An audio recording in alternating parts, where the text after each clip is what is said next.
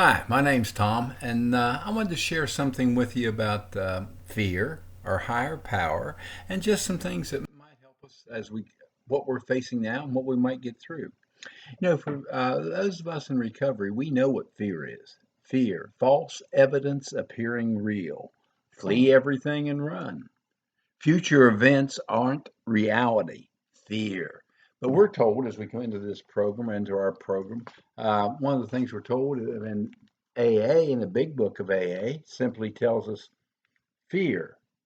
This short word somehow touches every aspect of our lives. It's an evil and corroding thread. The fabric of our existence was shot through with it. But how do we get rid of this fear? How do we move beyond this?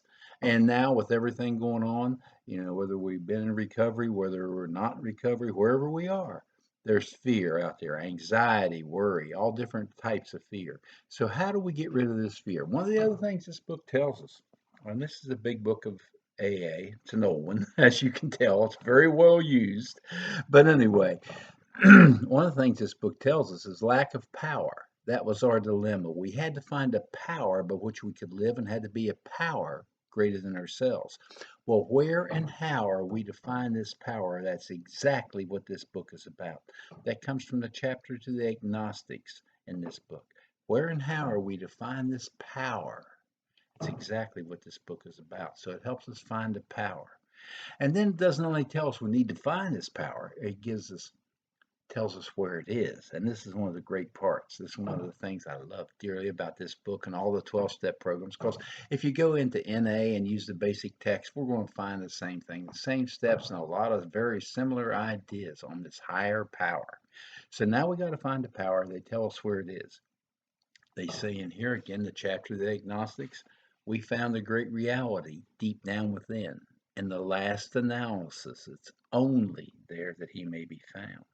Only there. And then the back of the book, where the spiritual experience is, they talk about this spiritual experience, this wonderful experience that we have to have it. And we find when we find this power, we find our own higher power, we have this spiritual experience. So they tell us a little bit more about that. And right at the very place in here, at the very third, fourth paragraph, it says, the people who have had this spiritual experience, those people who have had this, they have tapped an unsuspected inner resource, which they presently come to identify with their own conception of a power greater than themselves. Right out of this book, an unsuspected inner resource. So they're telling us with the great reality deep down within. Number one, they're telling us we have to find the power. Then they tell us where the power is. It's inside each one of us. See, this fear that we're talking about, whether we're, when we were using and drinking or when we're in recovery, this fear is all in our mind. It sits right here in our mind.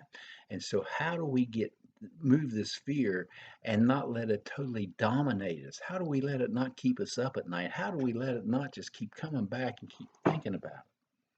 That's the power. That's the secret to the power. They told me this. I'm an engineer. I'm a scientist. You want me to believe in a power greater than myself. So I like the idea that power is inside of me. I like that. But you want me to believe this power is actually going to do something? You want me to believe in a power I can't see? Then I realized I already believe in electricity. You don't think electricity is a power? Just stick your finger in that little socket there behind the wall. You'll find out it's pretty convincing. That stuff is a power.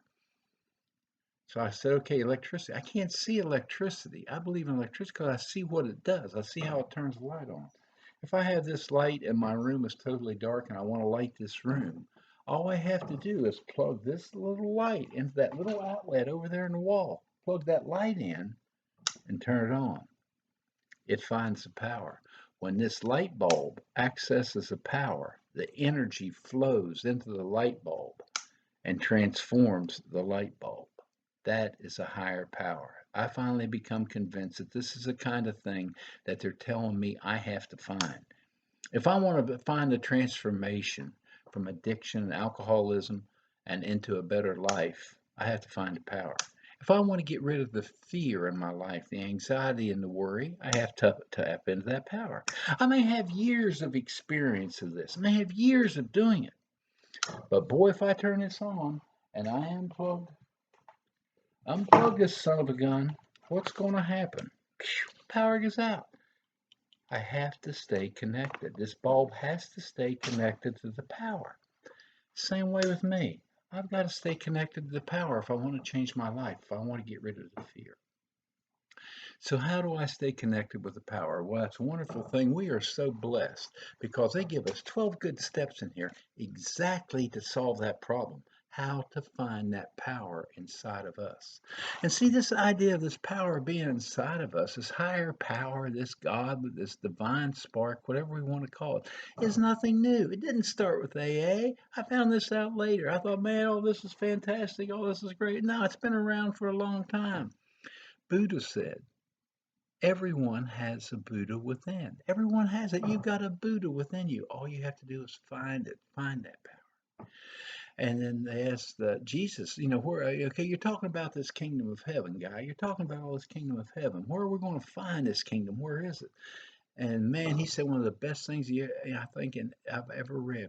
You look here, you look there, but the kingdom of heaven is within. The kingdom of heaven is within. And then, like I said, the big book in AA tells me that the great reality deep down within. So, by working these steps on a daily basis and staying in contact with that power, staying connected, I don't have to have the fear.